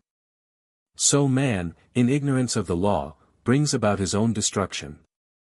All disease, all unhappiness, come from the violation of the law of love. Man's boomerangs of hate, resentment and criticism, come back laden with sickness and sorrow. Love seems almost a lost art, but the man with the knowledge of spiritual law knows it must be regained, for without it, he has become as sounding brass and tinkling cymbals. For example, I had a student who came to me, month after month, to clean her consciousness of resentment. After a while, she arrived at the point where she resented only one woman, but that one woman kept her busy. Little by little she became poised and harmonious, and one day, all resentment was wiped out. She came in radiant, and exclaimed, "You can't understand how I feel." The woman said something to me and instead of being furious I was loving and kind, and she apologized and was perfectly lovely to me. No one can understand the marvelous lightness I feel within. Love and goodwill are invaluable in business. For example, a woman came to me, complaining of her employer. She said she was cold and critical and knew she did not want her in the position. Well, I replied, salute the divinity in the woman and send her love. She said, I can't, she's a marble woman. I answered, you remember the story of the sculptor who asked for a certain piece of marble. He was asked why he wanted it, and he replied, because there is an angel in the marble, and out of it he produced a wonderful work of art. She said, very well, I'll try it. A week later she came back and said, I did what you told me to, and now the woman is very kind, and took me out in her car. People are sometimes filled with remorse for having done someone an unkindness, perhaps years ago. If the wrong cannot be righted, its effect can be neutralized by doing someone a kindness in the present. This one thing I do, forgetting those things which are behind and reaching forth unto those things which are before. Sorrow, regret and remorse tear down the cells of the body, and poison the atmosphere of the individual. A woman said to me in deep sorrow, "Treat me to be happy and joyous, for my sorrow makes me so irritable with the members of my family that I keep making more karma." I was asked to treat a woman who was mourning for her daughter. I denied all belief in loss and separation, and affirmed that God was the woman's joy, love and peace. The woman gained her poise at once, but sent word by her son, not to treat any longer, because she was so happy, it wasn't respectable. So, mortal mind loves to hang on to its griefs and regrets. I knew a woman who went about bragging of her troubles, so, of course, she always had something to brag about. The old idea was if a woman did not worry about her children, she was not a good mother. Now, we know that mother fear is responsible for many of the diseases and accidents which come into the lives of children. For fear pictures vividly the disease or situation feared, and these pictures objectify, if not neutralized. Happy is the mother who can say sincerely, that she puts her child in God's hands, and knows therefore, that he is divinely protected. For example, a woman awoke suddenly, in the night, feeling her brother was in great danger. Instead of giving in to her fears, she commenced making statements of truth, saying, "Man is a perfect idea in divine mind, and is always in his right place, therefore, my brother is in his right place, and is divinely protected." The next day she found that her brother had been in close proximity to an explosion in a mine, but had miraculously escaped. So man is his brother's keeper, in thought, and every man should know that the thing he loves dwells in the secret place of the Most High, and abides under the shadow of the Almighty. There shall no evil befall thee, neither shall any plague come nigh thy dwelling. Perfect love casteth out fear. He that feareth is not made perfect in love, and love is the fulfilling of the law. 8. Intuition or guidance. In all thy ways acknowledge him and he shall direct thy paths. There is nothing too great of accomplishment for the man who knows the power of his word, and who follows his intuitive leads. By the word he starts in action unseen forces and can rebuild his body or remold his affairs. It is, therefore, of the utmost importance to choose the right words, and the student carefully selects the affirmation he wishes to catapult into the invisible. He knows that God is his supply, that there is a supply for every demand, and that his spoken word releases this supply. Ask and ye shall receive. Man must make the first move. Draw nigh to God and he will draw nigh to you. I have often been asked just how to make a demonstration. I reply, speak the word and then do not do anything until you get a definite lead. Demand the lead, saying, Infinite Spirit, reveal to me the way, let me know if there is anything for me to do. The answer will come through intuition, or hunch, a chance remark from someone, or a passage in a book, etc., etc. The answers are sometimes quite startling in their exactness. For example, a woman desired a large sum of money. She spoke the words, Infinite Spirit, open the way for my immediate supply, let all that is mine by divine right now reach me, in great avalanches of abundance. Then she added, give me a definite lead, let me know if there is anything for me to do. The thought came quickly, give a certain friend, who had helped her spiritually, $100. She told her friend, who said, wait and get another lead, before giving it. So she waited, and that day met a woman who said to her, I gave someone $1 today, it was just as much for me, as it would be for you to give someone 100. This was indeed an unmistakable lead, so she knew she was right in giving the $100. It was a gift which proved a great investment, for shortly after that, a large sum of money came to her in a remarkable way. Giving opens the way for receiving. In order to create activity in finances, one should give. Tithing or giving 1/10 of one's income, is an old Jewish custom, and is sure to bring increase. Many of the richest men in this country have been tithers, and I have never known it to fail as an investment. The 10th part goes forth and returns blessed and multiplied.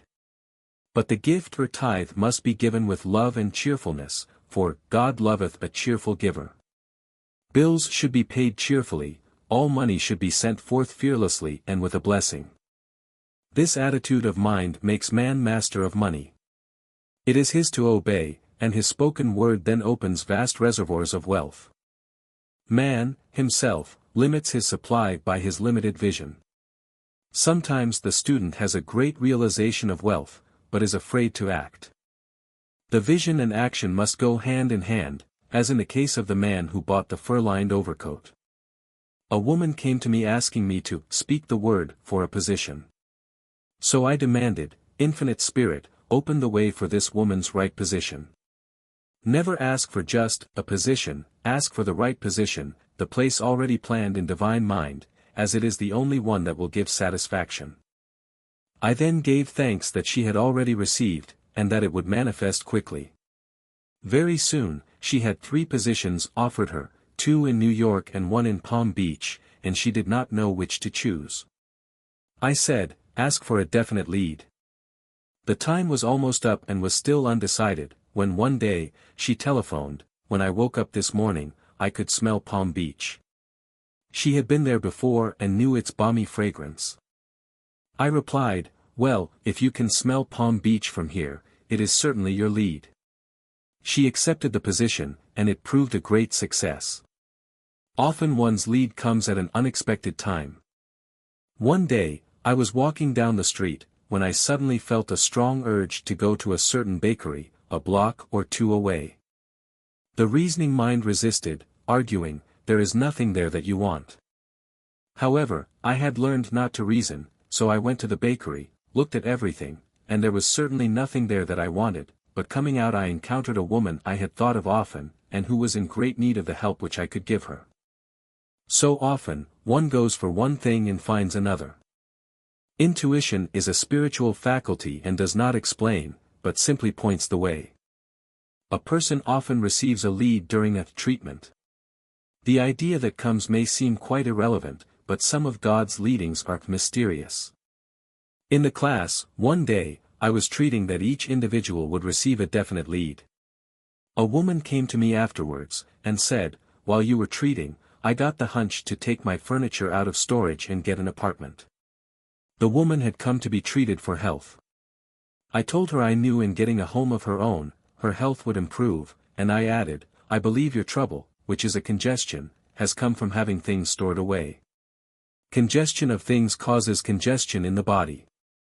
You have violated the law of use, and your body is paying the penalty. So I gave thanks that divine order was established in her mind, body and affairs. People little dream of how their affairs react on the body. There is a mental correspondence for every disease. A person might receive instantaneous healing through the realization of his body being a perfect idea in divine mind, and, therefore, whole and perfect, but if he continues his destructive thinking, hoarding, hating, fearing, condemning, the disease will return. Jesus Christ knew that all sickness came from sin, but admonished the leper after the healing, to go and sin no more, lest a worse thing come upon him. So man's soul, or subconscious mind, must be washed whiter than snow, for permanent healing, and the metaphysician is always delving deep for the correspondence. Jesus Christ said, Condemn not lest ye also be condemned. Judge not, lest ye be judged. Many people have attracted disease and unhappiness through condemnation of others. What man condemns in others, he attracts to himself. For example, a friend came to me in anger and distress, because her husband had deserted her for another woman. She condemned the other woman, and said continually, she knew he was a married man, and had no right to accept his attentions. I replied, stop condemning the woman, bless her, and be through with the situation, otherwise, you are attracting the same thing to yourself. She was deaf to my words, and a year or 2 later, became deeply interested in a married man, herself. Man picks up a live wire whenever he criticizes or condemns, and may expect a shock. Indecision is a stumbling block in many a pathway. In order to overcome it, make the statement, repeatedly, I am always under direct inspiration, I make right decisions, quickly. These words impress the subconscious, and soon one finds himself awake and alert, making his right moves without hesitation. I have found it destructive to look to the psychic plane for guidance, as it is the plane of many minds and not the one mind. As man opens his mind to subjectivity, he becomes a target for destructive forces. The psychic plane is the result of man's mortal thought, and is on the plane of opposites. He may receive either good or bad messages. The science of numbers and the reading of horoscopes keep man down on the mental, or mortal, plane, for they deal only with the karmic path. I know of a man who should have been dead, years ago, according to his horoscope, but he is alive and a leader of one of the biggest movements in this country for the uplift of humanity. It takes a very strong mind to neutralize a prophecy of evil.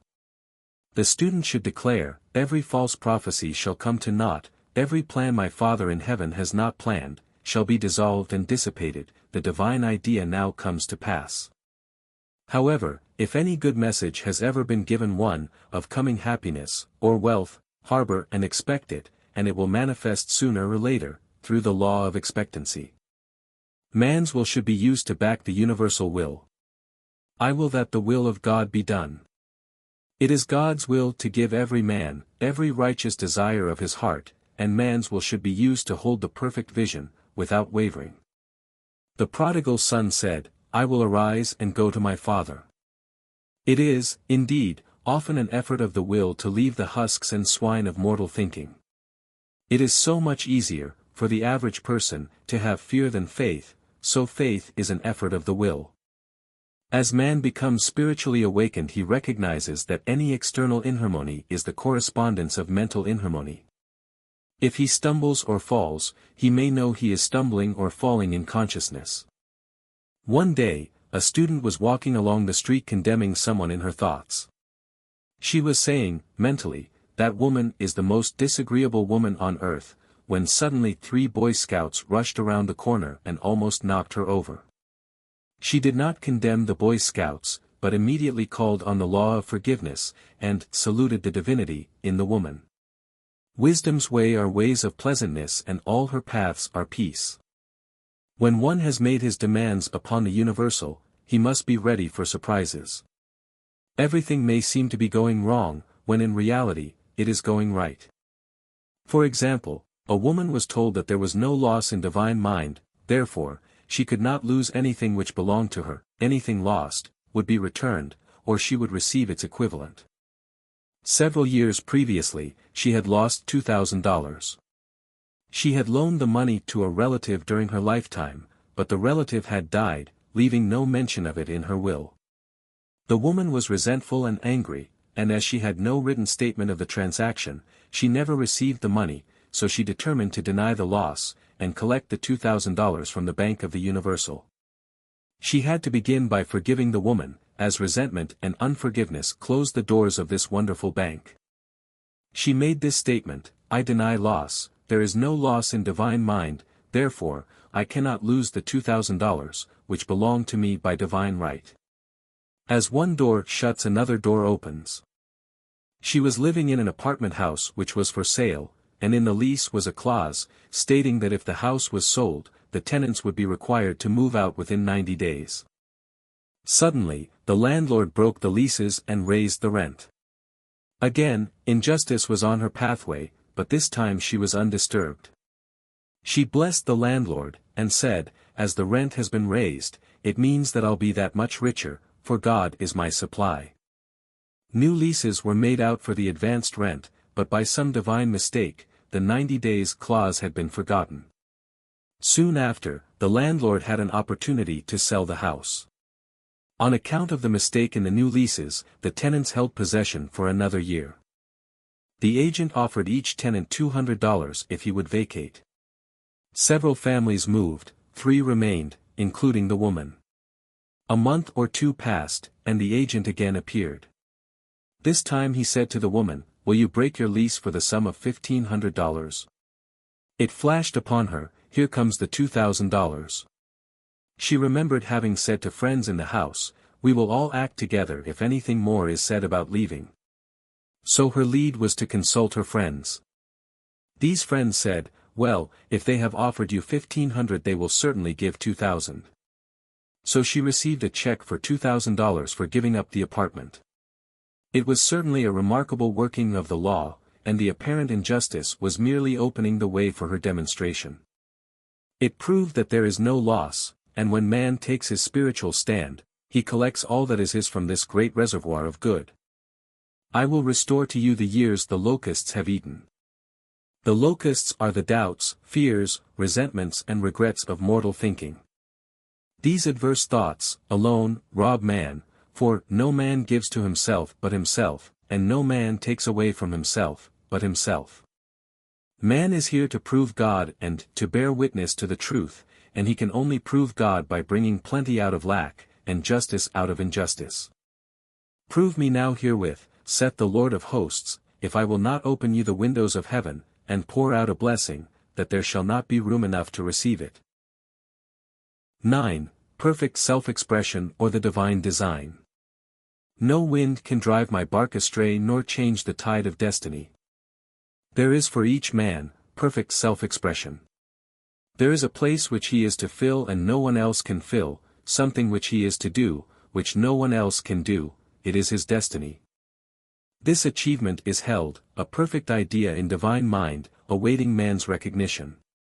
As the imaging faculty is the creative faculty, it is necessary for man to see the idea, before it can manifest.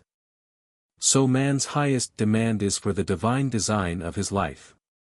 He may not have the faintest conception of what it is, for there is, possibly, some marvelous talent, hidden deep within him. His demand should be, Infinite Spirit, open the way for the divine design of my life to manifest, let the genius within me now be released, let me see clearly the perfect plan. The perfect plan includes health, wealth, love and perfect self-expression. This is the square of life, which brings perfect happiness. When one has made this demand, he may find great changes taking place in his life, for nearly every man has wandered far from the divine design. I know, in one woman's case, it was as though a cyclone had struck her affairs, but readjustments came quickly, and new and wonderful conditions took the place of old ones. Perfect self-expression will never be labor, but of such absorbing interest that it will seem almost like play. The student knows, also, as man comes into the world financed by God, the supply needed for his perfect self-expression will be at hand. Many a genius has struggled for years with the problem of supply, when his spoken word, and faith, would have released quickly, the necessary funds. For example, after the class, one day, a man came to me and handed me a cent. He said, I have just 7 cents in the world, and I'm going to give you one, for I have faith in the power of your spoken word. I want you to speak the word for my perfect self-expression and prosperity. I spoke the word, and did not see him again until a year later. He came in one day, successful and happy, with a roll of yellow bills in his pocket. He said, immediately after you spoke the word, I had a position offered me in a distant city, and am now demonstrating health, happiness and supply. A woman's perfect self-expression may be in becoming a perfect wife, a perfect mother, a perfect homemaker and not necessarily in having a public career. Demand definite leads, and the way will be made easy and successful. One should not visualize or force a mental picture. When he demands the divine design to come into his conscious mind, he will receive flashes of inspiration, and begin to see himself making some great accomplishment. This is the picture, or idea, he must hold without wavering. The thing man seeks is seeking him, the telephone was seeking Bell. Parents should never force careers and professions upon their children. With a knowledge of spiritual truth, the divine plan could be spoken for, early in childhood, or prenatally. A prenatal treatment should be, let the God in this child have perfect expression, let the divine design of his mind, body and affairs be made manifest throughout his life, throughout eternity. God's will be done, not man's, God's pattern, not man's pattern, is the command we find running through all the scriptures, and the Bible is a book dealing with the science of the mind. It is a book telling man how to release his soul, or subconscious mind, from bondage. The battles described are pictures of man waging war against mortal thoughts. A man's foes shall be they of his own household. Every man is Jehoshaphat and every man is David, who slays Goliath, mortal thinking, with the little white stone, faith. So man must be careful that he is not the wicked and slothful servant who buried his talent. There is a terrible penalty to be paid for not using one's ability. Often fear stands between man and his perfect self-expression. Stage fright has hampered many a genius. This may be overcome by the spoken word, or treatment. The individual then loses all self-consciousness, and feels simply that he is a channel for infinite intelligence to express itself through. He is under direct inspiration, fearless, and confident, for he feels that it is the Father within him who does the work. A young boy came often to my class with his mother. He asked me to speak the word for his coming examinations at school. I told him to make the statement, "I am one with infinite intelligence. I know everything I should know on this subject." He had an excellent knowledge of history, but was not sure of his arithmetic.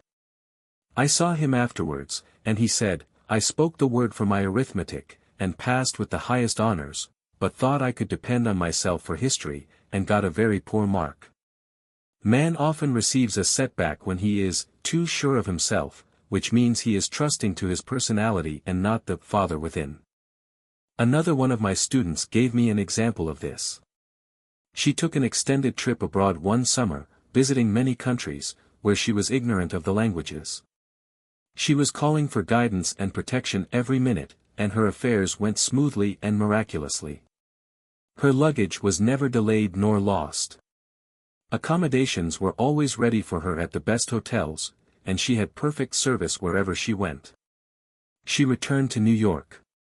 Knowing the language, she felt God was no longer necessary, so looked after her affairs in an ordinary manner.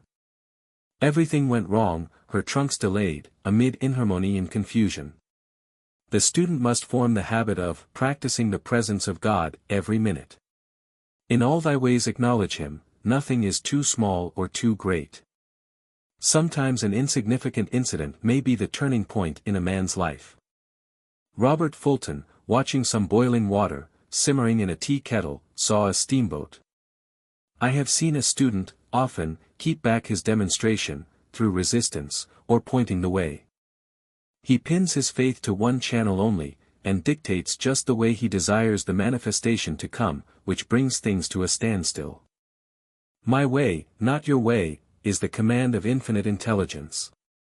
Like all power, be it steam or electricity, it must have a non-resistant engine or instrument to work through, and man is that engine or instrument. Over and over again, man is told to stand still. O Judah, fear not, but tomorrow go out against them, for the Lord will be with you. You shall not need to fight this battle, set yourselves, stand ye still, and see the salvation of the Lord with you. We see this in the incidents of the $2,000 coming to the woman through the landlord when she became non-resistant and undisturbed, and the woman who won the man's love after all suffering had ceased. The student's goal is poise. Poise is power, for it gives God power a chance to rush through man, to will and to do its good pleasure. Poised, he thinks clearly, and makes right decisions quickly. He never misses a trick. Anger blurs the visions, poisons the blood, is the root of many diseases, and causes wrong decision leading to failure. It has been named one of the worst sins, as its reaction is so harmful. The student learns that in metaphysics sin has a much broader meaning than in the old teaching. Whatsoever is not of faith is sin. He finds that fear and worry are deadly sins. They are inverted faith, and through distorted mental pictures, bring to pass the thing he fears. His work is to drive out these enemies, from the subconscious mind. When man is fearless he is finished. Maeterlinck says, that man is God afraid. So, as we read in the previous chapters, man can only vanquish fear by walking up to the thing he is afraid of. When Jehoshaphat and his army prepared to meet the enemy, singing, "Praise the Lord, for his mercy endureth forever," they found their enemies had destroyed each other, and there was nothing to fight. For example, a woman asked a friend to deliver a message to another friend. The woman feared to give the message, as the reasoning mind said, "Don't get mixed up in this affair, don't give that message." She was troubled in spirit, for she had given her promise. At last, she determined to walk up to the lion, and call on the law of divine protection. She met the friend to whom she was to deliver the message. She opened her mouth to speak it, when her friend said, "So-and-so has left town." This made it unnecessary to give the message, as the situation depended upon the person being in town. As she was willing to do it, she was not obliged to, as she did not fear, the situation vanished. The student often delays his demonstration through a belief in incompletion. He should make this statement. In divine mind there is only completion, therefore, my demonstration is completed. My perfect work, my perfect home, my perfect health. Whatever he demands are perfect ideas registered in divine mind, and must manifest, under grace in a perfect way. He gives thanks he has already received on the invisible, and makes active preparation for receiving on the visible. One of my students was in need of a financial demonstration. She came to me and asked why it was not completed. I replied, "Perhaps, you are in the habit of leaving things unfinished, and the subconscious has gotten into the habit of not completing, as the without, so the within." She said, "You are right. I often begin things and never finish them. I'll go home and finish something I commenced weeks ago, and I know it will be symbolic of my demonstration." So she sewed assiduously, and the article was soon completed. Shortly after, the money came in a most curious manner. Her husband was paid his salary twice that month. He told the people of their mistake, and they sent word to keep it. When man asks, believing, he must receive, for God creates his own channels. I have been sometimes asked, suppose one has several talents, how is he to know which one to choose? Demand to be shown definitely. Say, Infinite Spirit, give me a definite lead, reveal to me my perfect self-expression, show me which talent I am to make use of now. I have known people to suddenly enter a new line of work, and be fully equipped, with little or no training.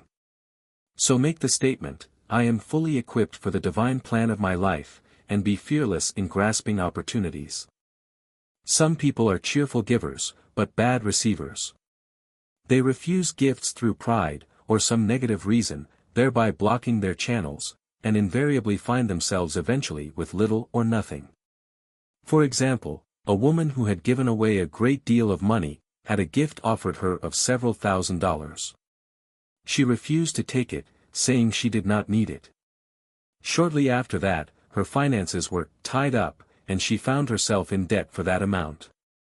Man should receive gracefully the bread returning to him upon the water, freely ye have given, freely ye shall receive. There is always the perfect balance of giving and receiving, and though man should give without thinking of returns, he violates law if he does not accept the returns which come to him, for all gifts are from God, man being merely the channel. A thought of lack should never be held over the giver. For example, when the man gave me the 1 cent, I did not say, "Poor man, he cannot afford to give me that." I saw him rich and prosperous, with his supply pouring in. It was this thought which brought it. If one has been a bad receiver, he must become a good one, and take even a postage stamp if it is given him, and open up his channels for receiving.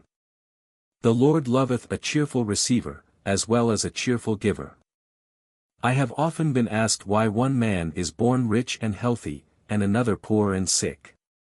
Where there is an effect there is always a cause, there is no such thing as chance. This question is answered through the law of reincarnation. Man goes through many births and deaths, until he knows the truth which sets him free. He is drawn back to the earth plane through unsatisfied desire, to pay his karmic debts, or to fulfill his destiny. The man born rich and healthy has had pictures in his subconscious mind, in his past life, of health and riches, and the poor and sick man, of disease and poverty. Man manifests, on any plane, the sum total of his subconscious beliefs. However, birth and death are man-made laws, for the wages of sin is death, the Adamic fall in consciousness through the belief in 2 powers. The real man, spiritual man, is birthless and deathless. He never was born and has never died, as he was in the beginning, he is now, and ever shall be. So through the truth, man is set free from the law of karma, sin and death, and manifests the man made in his image and likeness. Man's freedom comes through fulfilling his destiny, bringing into manifestation the divine design of his life. His Lord will say unto him, Well done thou good and faithful servant, thou hast been faithful over a few things, I will make thee ruler over many things, death itself, enter thou into the joy of thy Lord, eternal life. 10. Denials and Affirmations. Thou shalt also decree a thing, and it shall be established unto thee.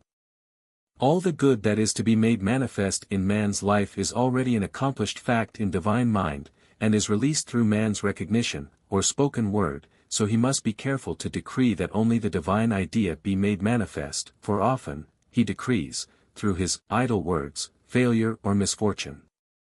It is, therefore, of the utmost importance, to word one's demands correctly, as stated in a previous chapter. If one desires a home, friend, position or any other good thing, make the demand for the divine selection. For example, Infinite Spirit, open the way for my right home, my right friend, my right position. I give thanks it now manifests under grace in a perfect way. The latter part of the statement is most important. For example, I knew a woman who demanded $1,000. Her daughter was injured and they received $1,000 indemnity, so it did not come in a perfect way. The demand should have been worded in this way: Infinite Spirit, I give thanks that the $1,000, which is mine by divine right, is now released, and reaches me under grace, in a perfect way. As one grows in a financial consciousness, he should demand that the enormous sums of money, which are his by divine right, reach him under grace, in perfect ways. It is impossible for man to release more than he thinks is possible, for one is bound by the limited expectancies of the subconscious. He must enlarge his expectancies in order to receive in a larger way. Man so often limits himself in his demands. For example, a student made the demand for $600, by a certain date. He did receive it, but heard afterwards, that he came very near receiving $1,000, but he was given just $600, as the result of his spoken word. They limited the Holy One of Israel. Wealth is a matter of consciousness. The French have a legend giving an example of this. A poor man was walking along a road when he met a traveler, who stopped him and said, My good friend, I see you are poor. Take this gold nugget, sell it, and you will be rich all your days. The man was overjoyed at his good fortune, and took the nugget home. He immediately found work and became so prosperous that he did not sell the nugget. Years passed, and he became a very rich man. One day he met a poor man on the road. He stopped him and said, My good friend, I will give you this gold nugget, which, if you sell, will make you rich for life. The mendicant took the nugget, had it valued, and found it was only brass. So we see, the first man became rich through feeling rich, thinking the nugget was gold. Every man has within himself a gold nugget, it is his consciousness of gold, of opulence, which brings riches into his life. In making his demands, man begins at his journey's end, that is, he declares he has already received. Before ye call I shall answer. Continually affirming establishes the belief in the subconscious. It would not be necessary to make an affirmation more than once if one had perfect faith. One should not plead or supplicate, but give thanks repeatedly, that he has received. The desert shall rejoice and blossom as the rose. This rejoicing which is yet in the desert, state of consciousness, opens the way for release. The Lord's Prayer is in the form of command and demand, Give us this day our daily bread, and forgive us our debts as we forgive our debtors, and ends in praise, for thine is the kingdom and the power and the glory, forever. Amen. Concerning the works of my hands, command ye me. So prayer is command and demand, praise and thanksgiving. The student's work is in making himself believe that, with God all things are possible. This is easy enough to state in the abstract, but a little more difficult when confronted with a problem. For example, it was necessary for a woman to demonstrate a large sum of money within a stated time. She knew she must do something to get a realization, for realization is manifestation, and she demanded a lead. She was walking through a department store, when she saw a very beautiful pink enamel paper cutter. She felt the pull towards it. The thought came. I haven't a paper cutter good enough to open letters containing large checks. So she bought the paper cutter, which the reasoning mind would have called an extravagance. When she held it in her hand, she had a flash of a picture of herself opening an envelope containing a large check, and in a few weeks, she received the money. The pink paper cutter was her bridge of active faith. Many stories are told of the power of the subconscious when directed in faith. For example, a man was spending the night in a farmhouse. The windows of the room had been nailed down, and in the middle of the night he felt suffocated and made his way in the dark to the window. He could not open it, so he smashed the pane with his fist, drew in draughts of fine fresh air, and had a wonderful night's sleep. The next morning, he found he had smashed the glass of a bookcase and the window had remained closed during the whole night. He had supplied himself with oxygen, simply by his thought of oxygen. When a student starts out to demonstrate, he should never turn back. Let not that man who wavers think that he shall receive anything of the Lord. A student once made this wonderful statement, when I ask the Father for anything, I put my foot down, and I say, Father, I'll take nothing less than I've asked for, but more. So man should never compromise, having done all, stand. This is sometimes the most difficult time of demonstrating. The temptation comes to give up, to turn back, to compromise. He also serves who only stands and waits. Demonstrations often come at the 11th hour because man then lets go, that is, stops reasoning, and infinite intelligence has a chance to work. Man's dreary desires are answered drearily, and his impatient desires, long delayed or violently fulfilled. For example, a woman asked me why it was she was constantly losing or breaking her glasses. We found she often said to herself and others with vexation, I wish I could get rid of my glasses. So her impatient desire was violently fulfilled. What she should have demanded was perfect eyesight, but what she registered in the subconscious was simply the impatient desire to be rid of her glasses, so they were continually being broken or lost. Two attitudes of mind cause loss, depreciation, as in the case of the woman who did not appreciate her husband, or fear of loss, which makes a picture of loss in the subconscious. When a student is able to let go of his problem, cast his burden, he will have instantaneous manifestation. For example, a woman was out during a very stormy day and her umbrella was blown inside out. She was about to make a call on some people whom she had never met and she did not wish to make her first appearance with a dilapidated umbrella. She could not throw it away, as it did not belong to her. So in desperation, she exclaimed, "Oh, God, you take charge of this umbrella, I don't know what to do." A moment later, a voice behind her said, "Lady, do you want your umbrella mended?" There stood an umbrella mender. She replied, "Indeed, I do." The man mended the umbrella, while she went into the house to pay her call, and when she returned, she had a good umbrella. So there is always an umbrella mender at hand, on man's pathway, when one puts the umbrella, or situation, in God's hands. One should always follow a denial with an affirmation. For example, I was called on the phone late one night to treat a man whom I had never seen. He was apparently very ill. I made the statement, I deny this appearance of disease. It is unreal, therefore cannot register in his consciousness. This man is a perfect idea in divine mind, pure substance expressing perfection. There is no time or space, in divine mind, therefore the word reaches instantly its destination and does not return void. I have treated patients in Europe and have found that the result was instantaneous. I am asked so often the difference between visualizing and visioning.